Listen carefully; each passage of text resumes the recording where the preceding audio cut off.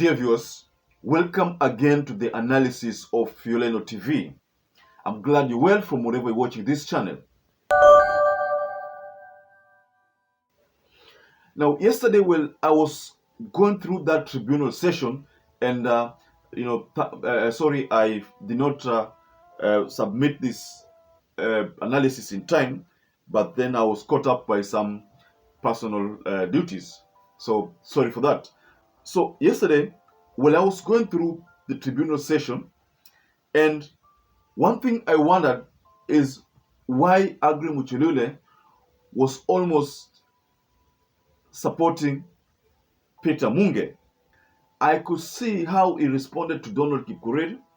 Then I could also see how he was responding to Peter Munge.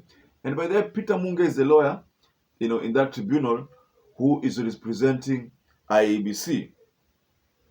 And what Peter Munge said is that Masit lacked concrete evidence to prove her innocence, and she did not present any witnesses to back up her claims.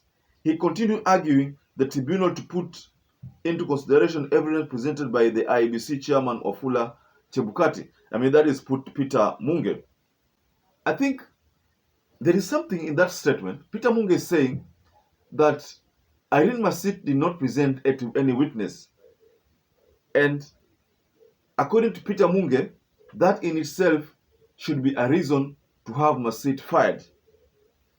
I think I disagree with Peter Munge in this context. One of the reasons that IRENE Masit could have deliberately failed to present any witness is because hakuona kesi. How do you present a witness kama hakuna kesi?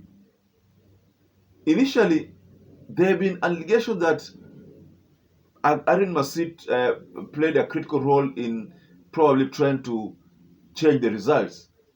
But during this tribunal session, there was no demonstration to support the same. If the people accusing IRENE Masit and the Chirera force in number could not provide evidence that could incriminate IRENE Masit and the other three commissioners, what was the reason to provide witnesses? Witnesses for what? The witnesses in this case were the three commissioners. If IEBC's chairman, Boya Molu and Gulie failed to convince the tribunal that IRENE Masit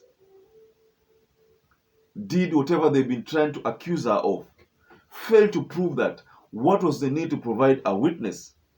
All the witnesses that were provided in that session, according to the previous analysis, are witnesses that walitengenezwa. I say witnesses ambao walitengenezwa because ni kama they only relied on what Chebukati was used to say. They were just witnesses who made their own submissions based on hearsay. So there is no evidence. You see, even Chebukati did not provide any footage to incriminate Masit. There is no video evidence, no audio evidence that IRENE Masit could have agreed with the gentleman that Chebukati purported to have come to Bomas of Kenya, the security organs, and the Tuju and Amos Waku. There is no evidence. So that is the reason why IRENE Masit did not see necessary to provide any witness, because there is no evidence. But what was funny is how Muchelule handled Peter Munge's submissions and how Muchelule handled Donald KIPKORIR's submissions. I noticed biasness in how that was handled.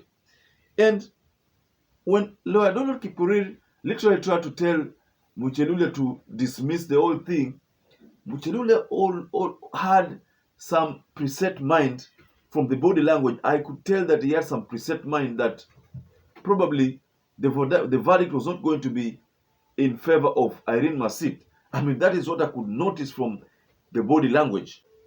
So what Justice Muchelule said, is that they've had the submissions from both camps and will work in accordance with the law and constitutions and make recommendations to the appointing authority.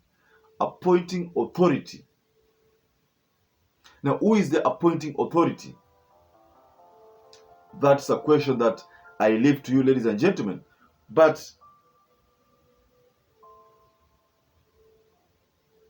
I see something sinister in that recommendation, but let us just give it time and wait for what the tribunal will give as its final verdict. So, ladies and gentlemen, kindly share what your opinions are regarding this matter. And do you think Irene Masit atasurvive ama atapata ule upanga na aende nyumbani? Ladies and gentlemen, stay safe and stay blessed until we catch up again in our next analysis.